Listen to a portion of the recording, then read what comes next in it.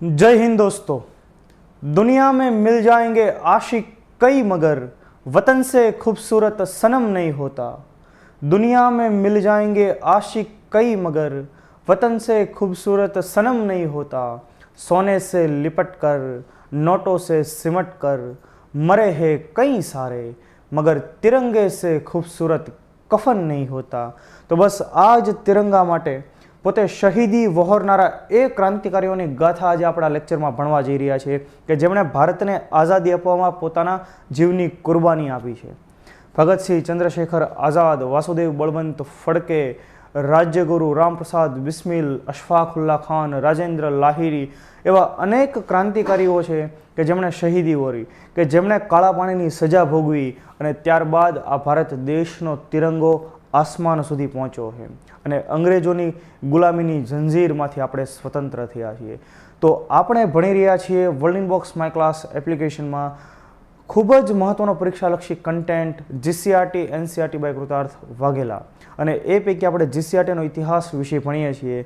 તો આ લેક્ચરમાં આપણે શરૂઆત કરીએ ભારતમાં ક્રાંતિકારી પ્રવૃત્તિઓ, ધોરણ 8 ચેપ્ટર નંબર 6, ધોરણ 9 ચેપ્ટર નંબર 4। તો આપણી પરીક્ષાની દ્રષ્ટિએ ખૂબ જ ઇમ્પોર્ટન્ટ મુદ્દો છે।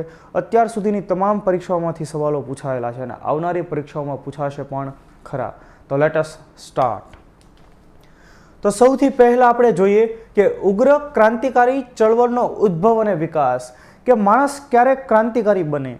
તો જો જેને આપણે એક બહુ સીધી સાદી સરળ એક સાયકોલોજી કે જો સ્પ્રિંગ જેટલી દબાવવામાં આવશે એટલી ઉછળશે। તો ભારતમાં બ્રિટિશ હુકુમત દરમિયાન બ્રિટિશરોએ ભારતીય લોકોને દબાવવાનો પ્રયત્ન કર્યો અને એના કારણે ભારતીય લોકોની અંદર એક રાષ્ટ્રવાદની ભાવનાનો જન્મ થયો અને આ રાષ્ટ્રવાદની ભાવના જ્યારે એક એના ચરમ બિંદુ પર પહોંચે છે અને એમાંથી જ આ ક્રાંતિકારી પ્રવૃત્તિઓનો ઉદ્ભવ થાય છે અને ભારતના નવયુવાનો હાથમાં શસ્ત્રો ઉપાડે છે અને નક્કી કરે છે કે ભાઈ ગમે તે ભોગે ભારતમાંથી આ ગોરી પ્રજાને હાંકવી એ જ આપણા જીવનનું લક્ષ્ય છે, એ જ આપણા જીવનનું ધ્યેય છે। અને અહીંયાથી આપણી પરીક્ષાની દ્રષ્ટિએ સૌથી પહેલો સવાલ પણ એ બને કે ભાઈ ભારતની અંદર ક્રાંતિકારી પ્રવૃત્તિઓના પ્રણેતા તરીકે કોને ઓળખવામાં આવે છે। અને જ્યારે આપણે ગુજરાત સરકારની પરીક્ષાની તૈયારી કરતા હોઈએ ત્યારે સવાલ એવો પણ બને કે ભાઈ ગુજરાતની અંદર સશસ્ત્ર ક્રાંતિના પ્રણેતા તરીકે કોને ઓળખવામાં આવે છે। તો ભારતમાં ક્રાંતિકારી પ્રવૃત્તિઓની શરૂઆત કરનાર એક વ્યક્તિ કે જેને આપણે વાસુદેવ બળવંત ફડકે તરીકે ઓળખીએ છીએ। વાસુદેવ બળવંત ફડકેનો જન્મ મહારાષ્ટ્રના શિરધોન ગામની અંદર થયેલો। ખાસ આપણે જોઈએ કે એમણે કઈ કામગીરી કરી, તો એમણે એક સંગઠન બનાવેલું અને આ સંગઠનને રામોશી સંગઠન તરીકે ઓળખવામાં આવે છે કે મહારાષ્ટ્ર તથા અન્ય ક્ષેત્રોના કેટલાક જે આદિવાસી યુવાનો હતા એમને એમણે એકઠા કર્યા અને કીધું કે ભાઈ આપણે અંગ્રેજોની સામે બંડ પોકારવાનું છે, એની સામે સશસ્ત્ર લડાઈ લડવાની છે। રેલવેના પાટા ઉખાડી નાખવા, સરકારી કચેરીઓને નુકસાન પહોંચાડવાનું, તાર સેવાને ખલેલ પહોંચાડવાની, ટપાલ સેવાને ખલેલ પહોંચાડવાની, તો આવા અનેક કાર્યો, ક્રાંતિકારી કાર્યો આ રામોશી સંગઠને કર્યા હતા અને જેને લીડ કરનાર વ્યક્તિ એટલે કોણ? વાસુદેવ બળવંત ફડકે। અને એટલા માટે જ આ વ્યક્તિને ભારતની અંદર સશસ્ત્ર ક્રાંતિના પ્રણેતા તરીકે ઓળખવામાં આવે છે। વાસુદેવ બળવંત ફડકે પોતે પ્રતિજ્ઞા પણ લીધેલી કે જ્યાં સુધી હું આ દેશને આઝાદ ન કરાવું ત્યાં સુધી કપાળ પર તિલક નહીં કરવું, માથા કેશ કર્તન નહીં કરવું એટલે કે વાળ નહીં કપાવું અને માથા ઉપર પાઘડી નહીં પહેરવું। આવા એક પ્રકારે ટેકીલા યુવાન લોકો હતા, ટેકીલા ભારતીય લોકો હતા કે જેણે આઝાદી અપાવવા માટે પોતાના જીવની પણ પરવાહ નહોતી કરી। તો અહીંયાથી આપણા માટે જે સવાલ બને એ રામોશી સંગઠનનો, વાસુદેવ બળવંત ફડકેનો, આ યુવાનોને એમણે એકઠા કર્યા અને ક્રાંતિકારી પ્રવૃત્તિઓના બીજ રોપ્યા। ત્યાર પછી હવે આપણે જોઈએ એની પૂર્વ ભૂમિકા કે શા માટે આ બધી પ્રવૃત્તિઓ થઈ। જો વાસુદેવ બળવંત ફડકે તો 19મી સદીના મધ્ય ભાગમાં જ કામગીરી શરૂ કરી દીધી હતી। એ સિવાય અન્ય કેટલીક પણ ઘટનાઓ છે કે જેણે પણ ક્રાંતિકારી પ્રવૃત્તિને વેગ આપ્યો। જ્યારે પણ સરકાર લોકોની માંગણીની અવમાનના કરે ત્યારે લોકોની અંદર એક જ્વાળા પ્રગટતી હોય છે, એ કોઈ પણ દેશ હોય। એટલે હંમેશા યાદ રાખવાનું, કોઈ પણ સશસ્ત્ર ક્રાંતિ થાય અથવા તો કોઈ પણ દેશની જનતા એની સરકારની વિરુદ્ધમાં જાય ત્યારે એનો એક સીધો મતલબ એવો હોય કે સરકાર એમની કોઈ યોગ્ય માંગણીની અવગણના કરી રહ્યું છે। તો અહીંયા એવી જ ઘટના. હવે તમે જુઓ, સુરતના કોંગ્રેસ અધિવેશન 1907માં, સુરત અધિવેશન કોંગ્રેસનું 1907, એમાં કોંગ્રેસના ભાગલા પડ્યા, જહાલવાદ અને મવાળવાદ. આ 1907 આજુબાજુનો સમય છે. આપણે આની પહેલાંના લેક્ચરમાં ભારતની અંદર થયેલી પ્રવૃત્તિઓ, જે કેટલીક પ્રવૃત્તિઓનો પહેલો તબક્કો ભણી ગયા 1985થી લઈને 1885થી લઈને 1905 સુધીનો. તો આ દરમિયાન પણ ક્રાંતિકારી પ્રવૃત્તિઓ થતી હોય છે. પણ એ દરમિયાન કોંગ્રેસની સ્થાપના થયા બાદ કેટલાક લોકો બંધારણીય માર્ગે પોતાના હકોની માંગણી કરતા હતા.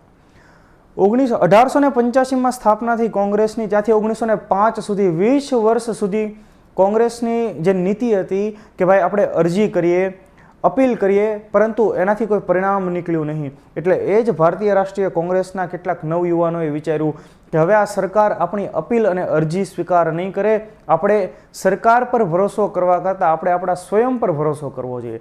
અને એટલે જ વર્ષ 1907માં સુરત અધિવેશનની અંદર ભારતીય રાષ્ટ્રીય કોંગ્રેસનું વિભાજન થયું. એક મવાળવાદ કે જે હજુ પણ બંધારણીય રીતે શાંતિપૂર્વક પોતાની માંગણીઓ કરવા માગતા હતા. બીજું એક જહાલવાદ, જે જુનૂની લોકો હતા, જેમ કહેતા કે જો અમારી સામે અંગ્રેજો કોઈ પણ રીતે આડાવડા થશે, અમારી માંગણીઓ નહીં સ્વીકારે, તો અમે હાથમાં લાઠી પણ લેશું, અમે હાથમાં બંદૂક પણ લેશું, અમે હાથમાં બોમ્બ પણ લેશું, અમને અમારો આઝાદી જોઈએ અને જોઈએ. અને આ જહાલવાદી ત્રિપુટી એટલે લાલ, બાલ અને પાલ, જેના વિશે આપણે અગાઉના લેક્ચરમાં પણ અભ્યાસ કરી ગયેલા છીએ. ત્યાર પછી બંગાળના ભાગલા રદ કરાવવા ચલાવેલું આંદોલન, વર્ષ 1905ની અંદર બંગાળના ભાગલા અને એના પરિણામે શરૂ થયેલું ભારતનું એક મહત્વનું આંદોલન, જેને ભારતીય ઇતિહાસમાં બહુ મહત્વપૂર્ણ સ્થાન મળેલું છે. એ આંદોલન એટલે બંગભંગનું આંદોલન. લોર્ડ કર્ઝન દ્વારા ભાગલા, આપણને ખ્યાલ છે વર્ષ 1911ની અંદર આ ભાગલા રદ કરવામાં પણ આવે છે. તો તમે જો અહીંયાથી એક પ્રકારે તમે થોડુંક દીર્ઘ દ્રષ્ટિથી વિચારો તો પાકિસ્તાન બનવાની શરૂઆત પણ અહીંયાથી થઈ જાય છે ધીરે ધીરે. કેમ કે અંગ્રેજોની એક નીતિ હતી કે ભાઈ હિન્દુ મુસલમાન વચ્ચે ઝઘડાઓ કરાવો અને તો જ તમે આ દેશની અંદર શાસન કરી શકશો. ત્યારબાદ આપણે આગળ વધીએ અને જોઈએ ભારતના કેટલાક ક્રાંતિકારીઓ વિશે. પરીક્ષામાં અનેક સવાલ પૂછાય અને એમાંનું એક નામ એટલે દામોદર ચાપેકર અને બાલકૃષ્ણ ચાપેકર. આ ચાપેકર બંધુઓએ કે જેમણે જ્યારે મહારાષ્ટ્રની અંદર પૂનાની અંદર પ્લેગ ફાટી નીકળ્યો ત્યારે પ્લેગ કમિશનર તરીકે એક રેન્ડ નામના વ્યક્તિની નિયુક્તિ કરવામાં આવેલી. Plague commissioner Rand. હવે આ વ્યક્તિએ પ્લેગને અટકાવવા માટે પગલાઓ લેવાના બદલે કોઈ ખાસ કાર્ય કર્યું નહીં અને આ વિશેના લેખ ઘણા બધા ભારતીય વર્તમાનપત્રોની અંદર છપાણા અને એનાથી એક ખીજ ચડી લોકોને આ રેન્ડ પ્રત્યે અને એની હત્યા કરવાનું કામ કર્યું દામોદર ચાપેકર અને બાલકૃષ્ણ ચાપેકર. અને આ ચાપેકર બંધુઓને પછી ફાંસીની સજા પણ આપવામાં આવેલી અને નરેન્દ્ર મોદી એમના એક ભાષણમાં પણ આ ચાપેકર બંધુઓનું નામ લઈ ચૂકેલા છે. પરીક્ષાની અંદર પૂછાયો મહત્વનો સવાલ. 3 ભાઈઓ હતા ચાપેકર બંધુઓ. ત્યારબાદ આપણે જોઈએ વીર સાવરકર કે જેને આપણે ન ભૂલી શકીએ, કે જેને કાળા પાણીની સજા, જેને 2 વખત કાળા પાણીની સજા થયેલી હતી. આંદામાન નિકોબારની અંદર એણે ખાસો સમય પોતાનો પસાર કર્યો હતો. વર્ષ 1911થી લઈને ત્યારબાદ થોડા વર્ષો બાદ એને કાળા પાણી મોકલવામાં આવ્યા અને એને 1921 આજુબાજુ છોડવામાં આવ્યા હતા. એ પણ એને મહારાષ્ટ્રમાં મોકલવામાં આવ્યા અને એ પણ નજરકેદ એને રાખવામાં આવ્યા કે એ સરકારની પરવાનગી વગર બહાર નીકળી શકશે નહીં. અને જો આપણે સાવરકરને ખરેખર સમજવા હોય કે વીર સાવરકર કયું વ્યક્તિત્વ છે, તેની એક આત્મકથા જરૂર વાંચવા જેવી અને એ આત્મકથાનું નામ છે મારી જન્મટીપ. મારી જન્મટીપ, માજા જન્મટીપ. મરાઠીની અંદર લખાયેલું છે અને ગુજરાતીમાં પણ એક છે મારી જન્મટીપ. ત્યાર પછી બારિન્દ્રનાથ ઘોષ. ત્યારબાદ આપણે જોઈએ ખુદીરામ બોઝ અને પ્રફુલ્લ ચાકી. હમણાં આપણે એના વિશે પણ અભ્યાસ કરીશું. રામપ્રસાદ બિસ્મિલ અને અશફાકુલ્લા ખાન. ચંદ્રશેખર આઝાદ, બટુકેશ્વર દત્ત અને રોશનસિંહ. તો એવા બધા ક્રાંતિકારીઓ છે કે જેણે ભારતની આઝાદીની સશસ્ત્ર લડાઈમાં ખૂબ મહત્વનો ફાળો ભજવેલો છે. એને પણ આપણે ભૂલવા જોઈએ નહીં. ત્યાર પછી આપણે જોઈએ 23 માર્ચ શહીદી દિવસ. તમે જો સ્વાધીન ભારતની અંદર છપાયેલું કે ભાઈ સરદાર ભગતસિંહ કી ફાંસી કા દેશવ્યાપી વિરોધ, કે ભાઈ 23 માર્ચ ભગતસિંહ, સુખદેવ અને રાજગુરુને ફાંસી આપવામાં આવી અને એનો દેશભરની અંદર એનો વિરોધ થયો અને એવું કહેવાય છે કે એની ફાંસીનો જે સમય મુકરર હતો, જે સમય નક્કી હતો, એનાથી વહેલા ફાંસી આપી દેવામાં આવી હતી. કેમ કે લોકોનું એક હુજુમ જેલ તરફ દોડી આવ્યું હતું. તમને લોકોને ખ્યાલ પણ હોવો જોઈએ કે એને ફાંસીની સજા કઈ જેલમાં મળી. તો લાહોરની લખપત કોટ જેલની અંદર એને આ સજા આપવામાં આવેલી છે. દરેક મુદ્દાઓ પરીક્ષાની દ્રષ્ટિએ ખૂબ જ ઇમ્પોર્ટન્ટ છે, આપણે યાદ રાખવા જોઈશે. ત્યાર પછી આપણે જોઈએ ક્રાંતિકારી સંસ્થાઓ વિશે. તો કે વીર સાવરકર, એમના ભાઈ ગણેશ સાવરકર, એમના દ્વારા 1899 આજુબાજુ એક સંસ્થા શરૂ કરવામાં આવી જેનું નામ હતું મિત્ર મેલા સોસાયટી અને જે આગળ જતાં બની ગયું અભિનવ ભારત સમાજ. ત્યાર પછી અનુશીલન સમિતિ, અંજુમને મહિલા અને વતન સમિતિ, આ સંસ્થા. ત્યારબાદ ઇન્ડિયન પેટ્રિયોટ્સ એસોસિએશન, જે આગળ જતાં ભારત માતા તરીકે ઓળખાણું. આ દરેક બાબતોમાંથી વન લાઇનર સવાલ બની શકે, વિધાનવાળા સવાલ પણ બની શકે અને આપણે આ કન્ટેન્ટ પૂરો કર્યા બાદ કેટલાક સવાલોનો પણ અભ્યાસ કરીશું.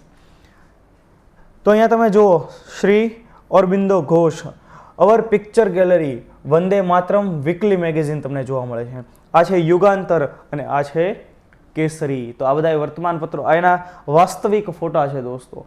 અહીંયા જ યાદ રાખી લેશો, તમને ખૂબ લાંબો સમય યાદ પણ રહેશે. ત્યારબાદ આપણે જોઈએ મરાઠા, અન્ય વર્તમાન પત્રોના સામયિકો. તો કે આ મરાઠા, સંધ્યા અને નવશક્તિ. તો આ દરેકની અંદર, આ બધા વર્તમાન પત્રોની અંદર ભારતની ક્રાંતિકારી પ્રવૃત્તિઓ વિશે છાપવામાં આવતું અને એનાથી લોકોની અંદર એક રાષ્ટ્રવાદની ભાવના ધીરે ધીરે વધતી ગઈ. લોકોને ખ્યાલ આવતો ગયો કેવી રીતે અંગ્રેજ સરકાર ભારતીય લોકોનું દમન કરે છે અને એનાથી એક રાષ્ટ્રવાદ વધુ જન્મો, વધુ આગળ વધ્યો, લોકો એક થયા અને એકતા પણ આપણને વિવિધ આપણા જે આંદોલનો છે એમાં જોવા મળે છે. જેમ કે બંગભંગના આંદોલનમાં એકતા જોવા મળી, 1920માં અસહકારના આંદોલનમાં જોવા મળી, 1930માં સવિનય કાનૂન ભંગમાં જોવા મળી, 1942માં ક્વિટ ઇન્ડિયા મુવમેન્ટ એટલે કે હિન્દ છોડો આંદોલનમાં આપણને જોવા મળી. તો આ વિવિધ આંદોલનો કે જ્યાં તમામ ભારતીય લોકો એક થઈને લડ્યા હતા. જો તમે અગાઉના લેક્ચર પ્રોપર ધ્યાનથી સાંભળ્યા હશે તમને ખ્યાલ હશે કે ભાઈ 1857નો સંગ્રામ નિષ્ફળ જવા પાછળનું એક કારણ શું હતું કે ભાઈ કેન્દ્રીય નેતાગીરીનો અભાવ અને લોકો વચ્ચે સંગઠન નહોતું, એકતા નહોતી. જે એકતા આપણને 1915 બાદ અથવા તો 1920 બાદ જોવા મળે, 20થી જોવા મળે છે. ત્યાર પછી અન્ય ક્રાંતિકારી ઘટનાઓ, તો કે હાવડા હત્યાકાંડ તથા ઢાકા હત્યાકાંડના અનેક ક્રાંતિકારીઓની ધરપકડ થઈ. એ સિવાય અલીપુર હત્યાકાંડમાં 34 જેટલા ક્રાંતિકારીઓ પર કેસ ચલાવવામાં આવ્યો. એટલે ભારતીય ક્રાંતિકારીઓ હવે અંગ્રેજોની સામે પડી ચૂકેલા હતા કે ગમે એ ભોગે અમારે તો સ્વતંત્રતા જોઈશે, એના સિવાય બીજું હવે કાંઈ ઘટે નહીં, કાંઈ બીજી જરૂર નથી. ત્યાર પછી એક ઘટના, દિલ્હીમાં વાઇસરોય હાર્ડિંગ ઉપર બોમ્બ ફેંકવાનો પ્રયાસ કરવામાં આવ્યો. દિલ્હીમાં વાઇસરોય હાર્ડિંગ, તો તમે જુઓ વાઇસરોયનો આ કાફલો આવી રીતે પસાર થઈ રહ્યો છે, પાછળ તમને દિલ્હી દેખાય છે અને તમને જોવા પણ મળશે અહીંયા બોમ્બ ફેંક્યો, ખ્યાલ આવી રહ્યો છે. તો વાઇસરોય હાર્ડિંગ ઉપર દિલ્હીમાં બોમ્બ ફેંકાણો. ત્યાર પછી આપણે જોઈએ કે 13 નવેમ્બર 1909 અમદાવાદના રાયપુર દરવાજા બહાર વાઇસરોય મિન્ટો ઉપર બોમ્બ ફેંકવામાં આવ્યો. તમે જો આ અમદાવાદ છે, પાછળનું જે પિક્ચર છે અમદાવાદ છે, આ વાઇસરોય મિન્ટો ઉપર બોમ્બ ફેંકાય છે. વાઇસરોય મિન્ટો પર જો 3D એનિમેશન અહીંયા જ તમે યાદ રાખી લો. ફરી વખત બે બાબત આપણે યાદ રાખીએ, વાઇસરોય મિન્ટો એના ઉપર અમદાવાદમાં બોમ્બ અને વાઇસરોય હાર્ડિંગ એની ઉપર દિલ્હીમાં. આ બે વસ્તુ તમને યાદ રહી જાય તો તમારો સવાલ અહીંયાથી બની જશે. ત્યાર પછી આપણે જોઈએ રામોશી સંગઠન. આપણે હમણાં જ ભણી ગયા એના વિશે કે ભાઈ ભારતની અંદર ક્રાંતિકારી પ્રવૃત્તિની શરૂઆત કરનાર, ભારતમાં સશસ્ત્ર ક્રાંતિની પ્રવૃત્તિના પ્રણેતા વાસુદેવ બળવંત ફડકે. ત્યાર પછી આપણે જોઈએ ચાપેકર બંધુઓ, પ્લેગ કમિશનર રેન્ડની એને હત્યા કરી અને બંને ભાઈઓને સજાએ મોત. આ પણ પરીક્ષાની અંદર પૂછાયેલો સવાલ છે. ત્યાર પછી ઈસવીસન 1899 આજુબાજુનો સમય, મિત્ર મેલા નામનું સંગઠન જે આગળ જતા બની ગયું અભિનવ ભારત. વીર સાવરકર એના ભાઈ ગણેશ સાવરકર એમના દ્વારા સંસ્થાની સ્થાપના કરવામાં આવી. આગળ જતા વીર સાવરકર પોતે લંડન જતા રહે છે, ત્યાં શ્યામજી કૃષ્ણ વર્મા સાથે કામ કરે છે અને શ્યામજી કૃષ્ણ વર્મા એ લંડનથી પેરિસથી જીનેવા આવી જાય છે. પછી વિદેશની અંદર ખાસ લંડનની અંદર આ બધી ક્રાંતિકારી પ્રવૃત્તિઓ કોણ ચલાવે છે? વીર સાવરકર ચલાવે છે. અને ત્યાંથી વીર સાવરકરની ધરપકડ પણ કરવામાં આવે છે. અને જ્યારે એને સ્ટીમરમાં લાવવામાં આવતા હોય છે ત્યારે ફ્રાન્સના માર્સેલ્સ ટાપુ પાસે તેઓ જહાજમાંથી કૂદી પડે છે અને તરીને ફ્રાન્સ જતા રહે છે. અને ત્યાં એને લેવા માટે સરદારસિંહ રાણા આવવાના હોય છે, પરંતુ એને થોડુંક લેટ થતાં એની ધરપકડ થઈ જાય છે વીર સાવરકરની. અને ફ્રાન્સ ગવર્મેન્ટ વીર સાવરકરને બ્રિટિશ ગવર્મેન્ટને સોંપી દે છે. અને પછી બ્રિટિશ ગવર્મેન્ટ એના ઉપર કેસ ચલાવે છે અને ભારતમાં લાવીને એને કાળા પાણીની સજા આપવામાં આવે છે. અને આમના દ્વારા લખાયેલું પુસ્તક કે જ્યારે તે લોકો બ્રિટનમાં હતા, ઇંગ્લેન્ડમાં હતા, લંડનમાં હતા, વર્ષ 1907 1857ના સંગ્રામને 50 વર્ષ પૂર્ણ થયા એનું એક ઉજવણી કરે છે. એમણે આ ઉપર એક પુસ્તક પણ લખેલું છે, the Indian war of independence 1857. આ પુસ્તક પરીક્ષામાં પૂછાયેલું છે, the Indian war of independence 1857, કે જેમણે આ ઘટનાને 1857ના સંગ્રામને ભારતની આઝાદીની પહેલી લડાઈ ગણાવેલી હતી. અને આ પુસ્તક વીર સાવરકરનું, જેને બ્રિટિશ ગવર્મેન્ટે જપ્ત કરેલું અને પ્રતિબંધિત કરેલું, અને આ પ્રતિબંધિત થનારું વિશ્વનું પહેલું પુસ્તક પણ છે. અન્ય એક પુસ્તક છે the Indian war of independence 1857 to 1859. તો આ સવાલ પણ પરીક્ષામાં પૂછાય કે આ પુસ્તક કોણે લખેલું છે? તો કે એ પુસ્તકના રચિતા છે કાર્લ માર્ક્સ. આ પણ આપણને ખ્યાલ હોવો જોઈએ. જો નાની નાની બાબતો છે, એક સ્ટોરી છે, સ્ટોરી યાદ રાખી લેશો તમને ઇતિહાસ લાંબો સમય યાદ રહેશે. ત્યાર પછી ખાસ આપણે જોઈએ ખુદીરામ બોઝ અને પ્રફુલ્લ ચાકી. તો આમની ક્રાંતિકારી પ્રવૃત્તિઓ કે બિહારમાં ન્યાયાધીશ કિંગ્સફર્ડની હત્યાનો પ્રયત્ન કરવામાં આવ્યો. હવે બિહારની અંદર આ જે ન્યાયાધીશ છે કિંગ્સફર્ડ, એ નિષ્પક્ષ ન્યાયાધીશ નહોતો. એ નાના એવા ગુના માટે ભારતીય લોકોને ખૂબ મોટી સજા કરતો. જ્યારે ઘણો મોટો ગુનો કર્યો હોય તો બ્રિટિશ કોઈ ગુનેગાર હોય એને ઓછી સજા કરતો. એનાથી ન્યાયાધીશ કિંગ્સફર્ડ પ્રત્યે એક અરુચિ ઊભી થઈ ગયેલી હોય છે અને એની હત્યાનું આયોજન કરે છે ખુદીરામ બોઝ અને પ્રફુલ્લ ચાકી. અને એટલા માટે એની બગી ઉપર બોમ્બ ફેંકવાનો પ્રયત્ન કરે છે. પરંતુ ઘટના એવી થાય છે કે એ સમયે આ બગીમાં એક વકીલ કેનેડી બેઠા હોય છે, એમની પત્ની અને એમની દીકરી મૃત્યુ પામે છે. અને પછી આ બંને લોકોની ધરપકડનું આયોજન શરૂ થાય છે. પ્રફુલ્લ ચાકીએ પોતે આત્મહત્યા કરી જ્યારે ખુદીરામ બોઝને ફાંસીની સજા મળે છે. તો આવી રીતે એક આ બગી જતી હોય છે, એના ઉપર પણ બોમ્બમારો કરવામાં આવે છે. તો તમે જો ન્યાયાધીશ કિંગ્સફર્ડની હત્યા, આ સવાલ પરીક્ષામાં પૂછાયેલો છે. બિહારની અંદર પ્રફુલ્લ ચાકી અને ખુદીરામ બોઝ. પ્રફુલ્લ ચાકીએ પોતે, તમે એમ સમજો ખરેખર પ્રફુલ્લ ચાકીએ ગોળી મારીને આત્મહત્યા કરી, પરંતુ તમે એમ યાદ રાખી લો કે પ્રફુલ્લ ચાકીએ ચાકુ મારીને આત્મહત્યા કરી, યાદ રાખવા માટે, કેમ કે સવાલો બની શકે. અને ખુદીરામ બોઝને તાજી રાતે દફા 302 કે તહેત સજાએ મોત મળ્યું હતું. તો જો કેવી સરસ બધાની સ્ટોરીઓ છે. ત્યાર પછી કાંકોરી ટ્રેન લૂંટ ઘટના 9 ઓગસ્ટ 1925. કે ભાઈ સરકારી, જો એક આખું એક સંગઠન કે ભાઈ જેને ચલાવવા માટે નાણાંની જરૂર પડે, તો આ ક્રાંતિકારીઓને પણ નાણાંની જરૂર પડતી હતી. રામપ્રસાદ બિસ્મિલ, અશફાકુલ્લા ખાન, ચંદ્રશેખર આઝાદ. તો આ લોકોને પોતાનું સંગઠન ચલાવવા માટે, હથિયારો ખરીદવા માટે નાણાંની જરૂર હતી. તો કે આપણે એક કામ કરીએ, સરકાર પાસે રહેલું નાણું એ ભારતીય લોકોના પરસેવાની જ કમાણી છે, તો આપણે એ જ નાણું લૂંટી લઈએ. તો એક ટ્રેન ઉત્તર પ્રદેશના શાહજહાંપુર અથવા તો સહરાનપુરથી જઈ રહી હતી લખનઉ. અને આ ટ્રેનને લખનઉ નજીક રહેલા એક સ્ટેશન ઉપર ઊભી રાખીને લૂંટવામાં આવે છે. અને એ સ્ટેશનનું નામ કાંકોરી સ્ટેશન. અને આ તારીખ 9 ઓગસ્ટ 1925. તો જોઈએ આપણે 3D એનિમેશનથી.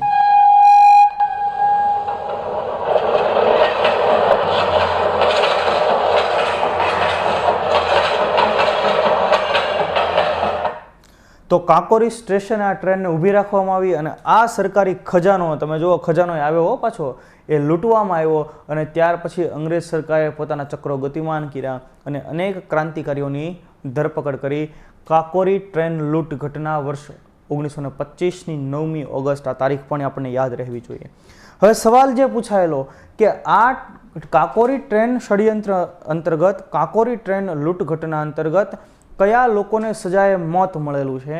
તો તમે જુઓ રામપ્રસાદ બિસ્મિલ. રામપ્રસાદ બિસ્મિલ આપણને તરત યાદ આવે કે સરફરોશી કી તમન્ના અબ હમારે દિલ में है, देखना है जोर कितना बाजुए कातिल में है. सरफरोशी की तमन्ना अब हमारे दिल में है, देखना है जोर कितना बाजुए कातिल में है।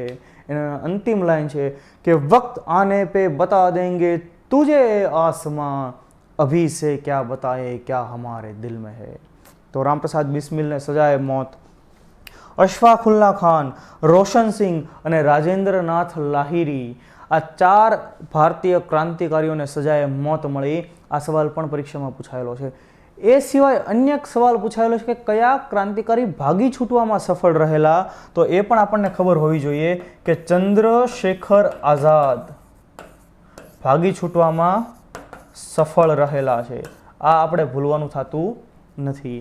જો આપણે જીસીઆરટીના કન્ટેન્ટ મુજબ ચાલી રહ્યા છીએ, તમને દરેક લોકોને ખ્યાલ જ હશે કે કયું પુસ્તક આપણે ચાલી રહ્યા છીએ. આવડું આ પુસ્તક ચાલી રહ્યા છે. કન્ફર્મ? ત્યાર પછી આપણે જોઈએ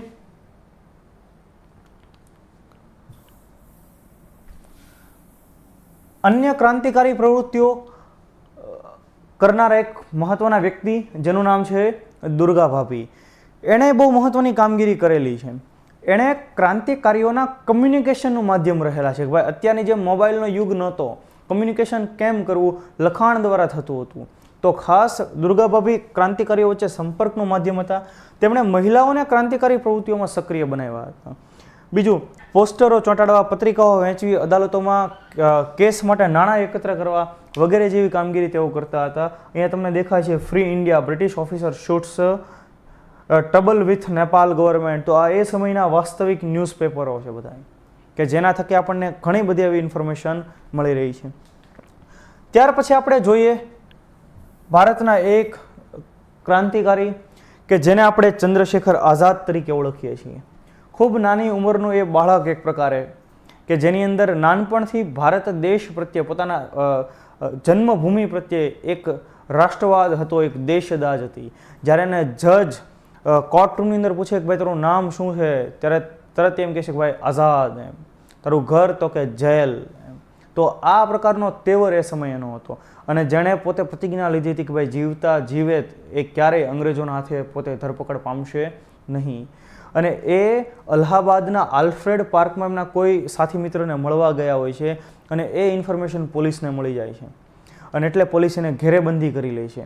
અને છેલ્લે ભાગવાનો એક પણ રસ્તો ન મળતા છેલ્લે પોતાની જ એક પિસ્તલથી પોતે આત્મહત્યા કરી લે છે.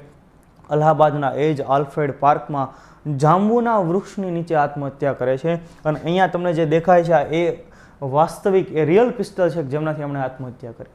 હું તમને વૃક્ષનો ફોટો પણ બતાવી રહ્યો છું.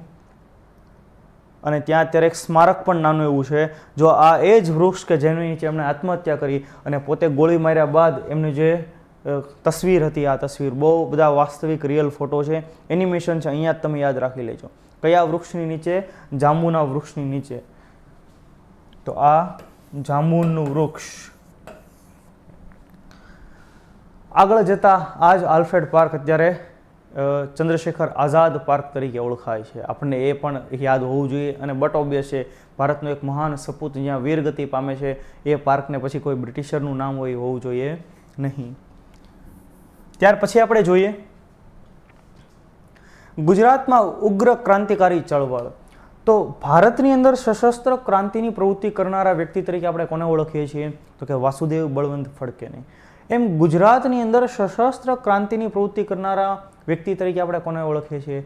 તો કે શ્રી અરવિંદ ઘોષને, શ્રી ઓરોબિંદોને આપણે ઓળખીએ છીએ. શ્રી ઓરોબિંદ અથવા શ્રી અરવિંદ ઘોષ, જે શરૂઆતની અંદર ક્રાંતિકારી પ્રવૃત્તિઓ સાથે સંકળાયેલા હોય છે અને આગળ જતા અધ્યાત્મના માર્ગ તરફ જતા રહે છે. અરવિંદ ઘોષ અને બારિન્દ્ર કુમાર ઘોષ. અહીંયા તમને અરવિંદ ઘોષનો ફોટો દેખાય છે. ગુજરાતમાં સશસ્ત્ર ક્રાંતિની ભૂમિકા તૈયાર કરનાર સૌપ્રથમ નેતા અરવિંદ ઘોષ. એમણે ભવાની મંદિર નામના પુસ્તકમાં ક્રાંતિની યોજનાઓ આલેખી. દક્ષિણ સામાયિકમાં પણ એ બધું છપાયેલું હતું. એનું અન્ય ભાષામાં ભાષાંતર પણ થયું. તો આખી કેવી ઘટના કે ઉપર પુસ્તકનું ટાઇટલ કંઈક જુદું હોય અને એમાં કન્ટેન્ટ કંઈક જુદો હોય. જેમ કે તમે જુઓ કે એક જ મિનિટ, આપણે અહીંયા આગળ લખેલું છે કે ભાઈ બોમ્બ બનાવવાની ટેકનિક ખરેખર હોય શું કે ભાઈ સાબુ બનાવવાની પદ્ધતિ, અને એમાં અંદર લખેલું હોય બોમ્બ બનાવો કઈ રીતે. આવી રીતે અલગ અલગ પુસ્તકો છપાયેલા. આપણે જોઈએ ખાસ એ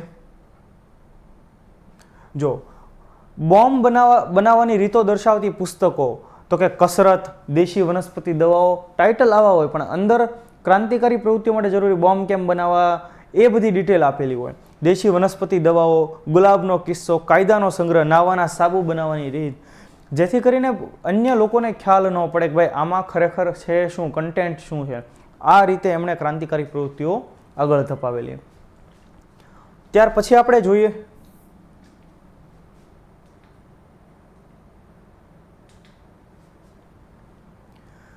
શ્રી છોટુભાઈ અને શ્રી અંબુભાઈ પુરાણી.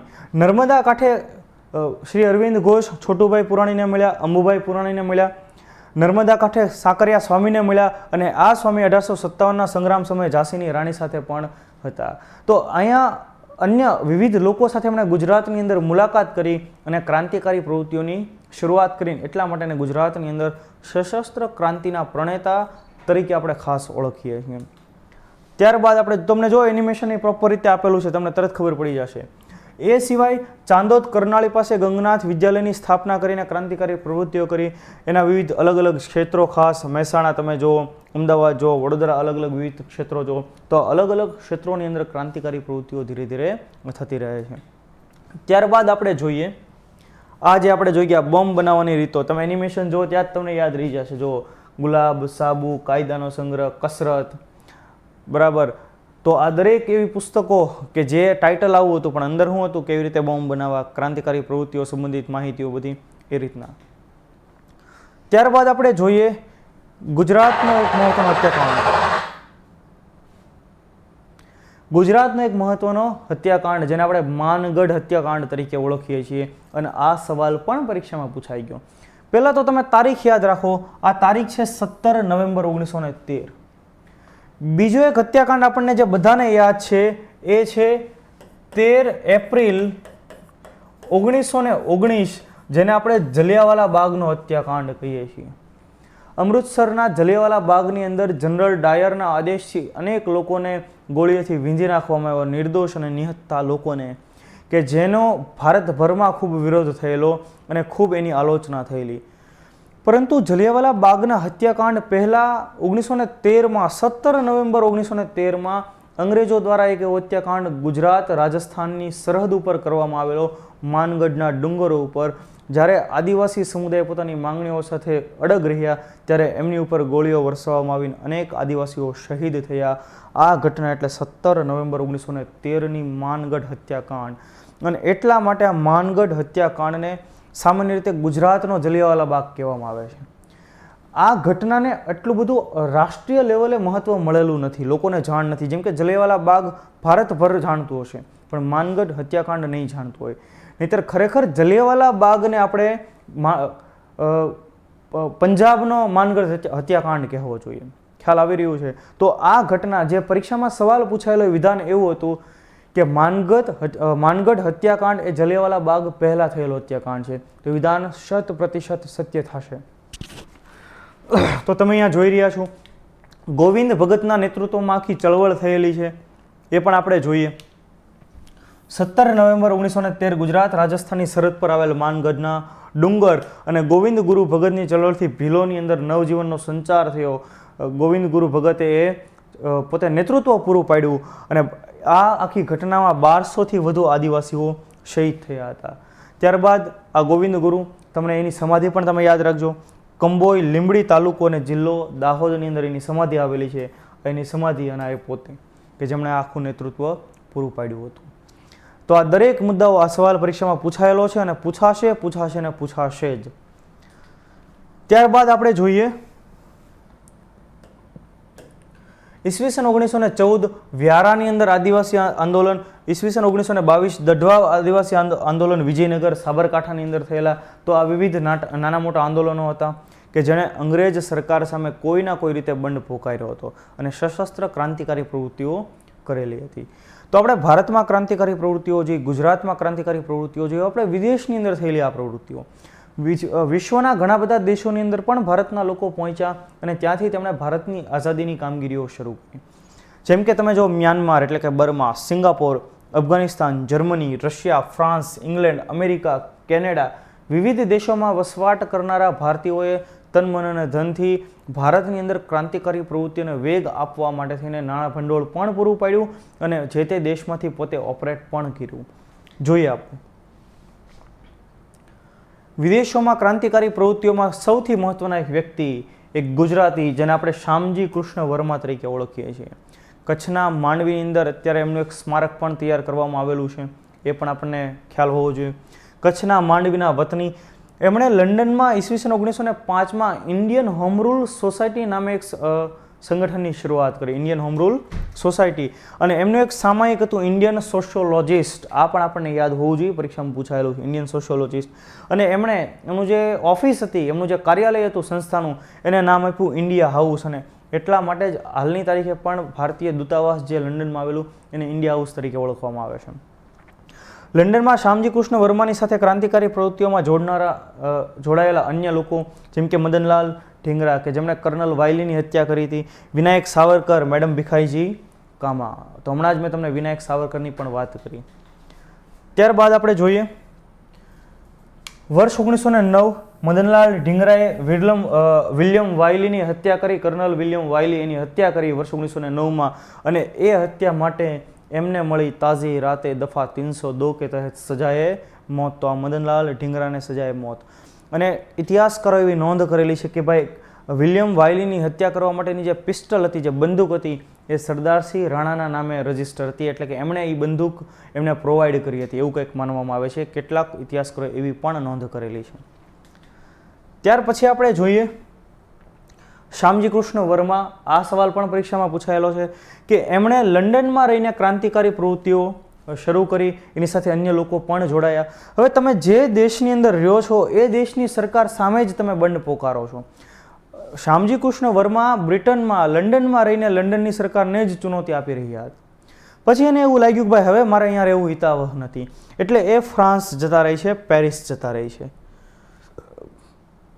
પેરિસમાં એને એવું લાગ્યું કે ભાઈ હવે મારે અહીંયા રહેવું પણ હિતાવહ નથી, કેમ કે પેરિસ એટલે કે ફ્રાન્સ અને બ્રિટન વચ્ચે પણ સુમેળભર્યા સંબંધો છે. અને એટલે અહીંયાથી જતા રહી છે જીનીવા. અને આ જીનીવામાં જ વર્ષ 1933ની અંદર એમનું નિધન થાય છે. તો આ મુદ્દો આપણે ખાસ યાદ રાખવા જેવો. ત્યાર પછી એમને ત્યાંથી નીકળ્યા બાદ બ્રિટનની અંદર જે ક્રાંતિકારી પ્રવૃત્તિઓ કોણ સંભાળે છે? વીર સાવરકર સંભાળે છે. અને એની સ્ટોરી મેં તમને હમણાં જ કીધી કે 1857ના સંગ્રામ અંગે 50 વર્ષ જે થયા એની ઉજવણીનું આયોજન વગેરે કરેલું, વિલિયમ વાયલીની હત્યામાં મદદ વગેરે કરેલી, અને એને કારણે એની પણ ધરપકડ થઈ, એના પુસ્તકને પ્રતિબંધ કરવામાં આવ્યું. આ વિવિધ બધી ક્રાંતિકારી પ્રવૃત્તિઓની વાત થઈ. ત્યાર પછી આપણે ખાસ જોઈએ ક્રાંતિકારીઓની જનની અથવા તો ક્રાંતિકારીઓની માતા તરીકે જેને આપણે ઓળખીએ છીએ એ વ્યક્તિ એટલે મેડમ ભીખાઈજી કામા.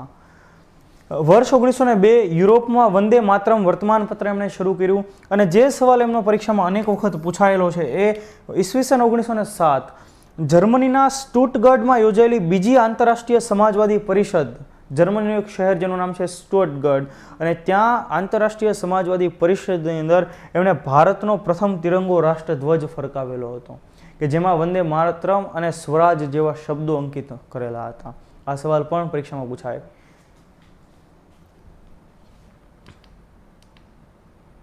જો તમને અહીંયા દેખાય છે, અહીંયા વંદે માતરમ અંકિત છે, અહીંયા ફૂલ અંકિત છે, અહીંયા સૂર્ય અને તમને ચંદ્ર જોવા મળી રહ્યો છે.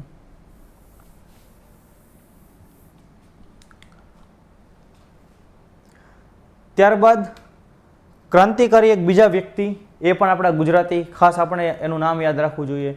સુરેન્દ્રનગર જિલ્લાના લીંબડી તાલુકાના કંથારિયા ગામમાં એમનો જન્મ, અને એ વ્યક્તિ એટલે સરદારસિંહ રાણા. તેમણે ફ્રાન્સમાં જઈને કામગીરી કરી, જ્વેલરી શોપની અંદર કામગીરી કરી હતી, અને ફ્રેન્ચ સરકારે તેમને હદપાર પણ કર્યા હતા. 3 એમણે છાત્રવૃત્તિ શરૂ કરી હતી. મહારાણા પ્રતાપ, છત્રપતિ શિવાજી અને અકબરના નામ ઉપર શિષ્યવૃત્તિ, બાળકોને ભણવા માટે નાણાકીય સહાયની પ્રવૃત્તિ પણ એમણે શરૂ કરેલી હતી. ક્રાંતિકારી પ્રવૃત્તિઓમાં શસ્ત્રો પૂરા પાડવામાં પણ એમણે સહયોગ કર્યો હતો. શામજી કૃષ્ણ વર્માના સાથીદાર સરદારસિંહ રાણાએ પેરિસમાં સભાઓ ભરી અંગ્રેજી દમનનો ખૂબ વિરોધ પણ કર્યો હતો. તો એક જ્વેલરી શોપમાં ધીરે ધીરે કામ કરતા હોય છે, અને ભારતની અંદર એમની જેટલી પણ સંપત્તિ હતી એ જપ્ત કરવાનો આદેશ પણ બ્રિટિશ ગવર્મેન્ટે આપેલો હતો. ત્યાર પછી જોઈએ વિદેશની અંદર ક્રાંતિકારી પ્રવૃત્તિઓમાં કેલિફોર્નિયાની અંદર એટલે કે અમેરિકાની અંદર થયેલી પ્રવૃત્તિઓ તો કે વર્ષ 1907નો સમયગાળો. તો ઇન્ડિયન ઇન્ડિપેન્ડન્સ લીગ, લાલા હરદયાળે ગદર પાર્ટીની શરૂઆત કરી, ગદર પક્ષ જેને આપણે કહીએ છીએ, અને એમણે એક સાપ્તાહિક પણ શરૂ કર્યું જેનું નામ હતું ગદર સાપ્તાહિક. બરાબર, ગદર છે, ગદ્દાર નથી ભાઈ. ગદ્દાર એટલે તો દેશદ્રોહી કહેવાય, આ તો ગદર છે.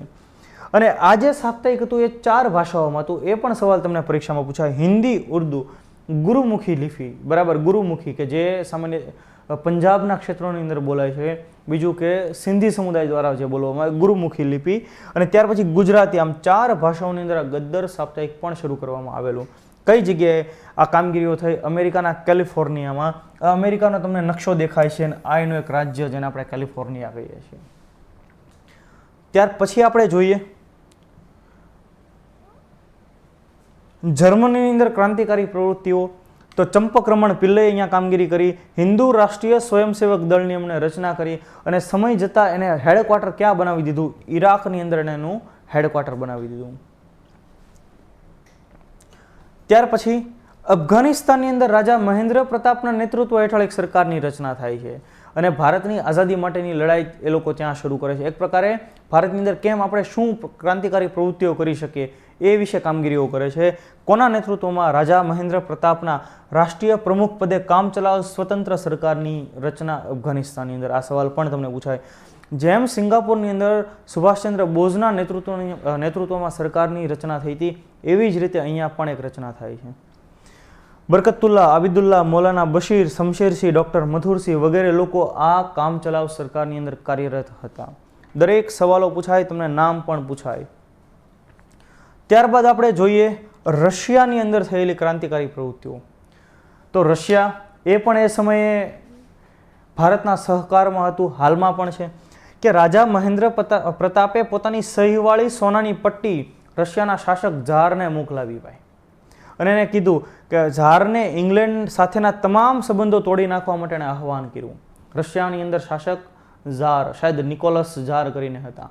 વર્ષ 1917માં આપણે વિશ્વનો ઇતિહાસ વાંચીએ તો ખ્યાલ આવે કે વર્ષ 1917માં થયેલી બોલ્શેવિક ક્રાંતિ, તો એ કોની સામે હતી? ઝારની સામે હતી. તો રશિયાની અંદર કોનું શાસન હતું? ઝારનું.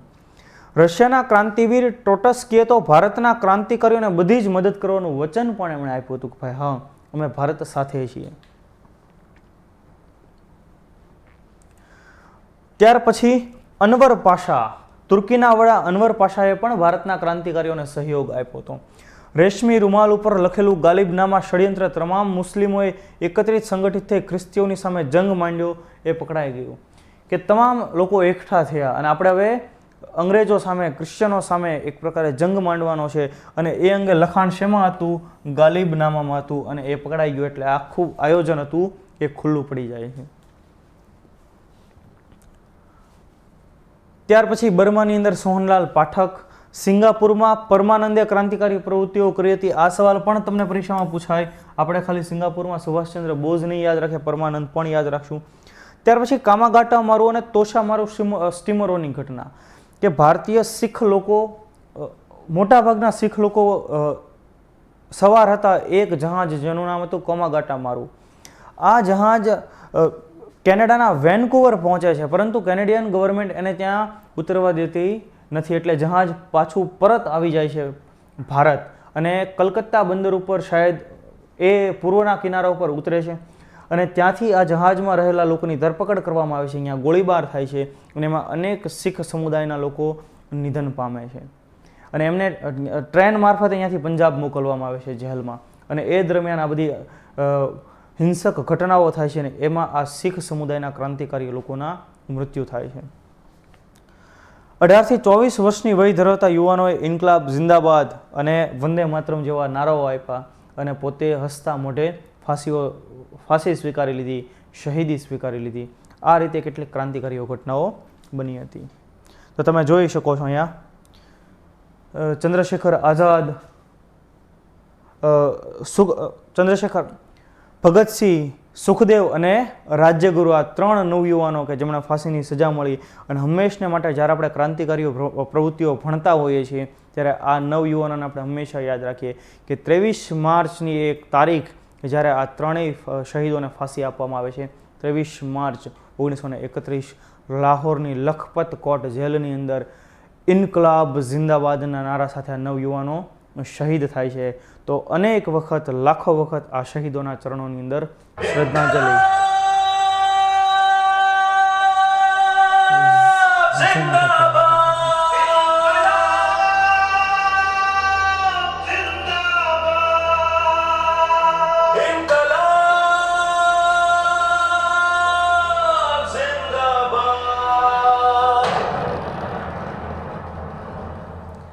ઇન્કલાબ જિંદાબાદ.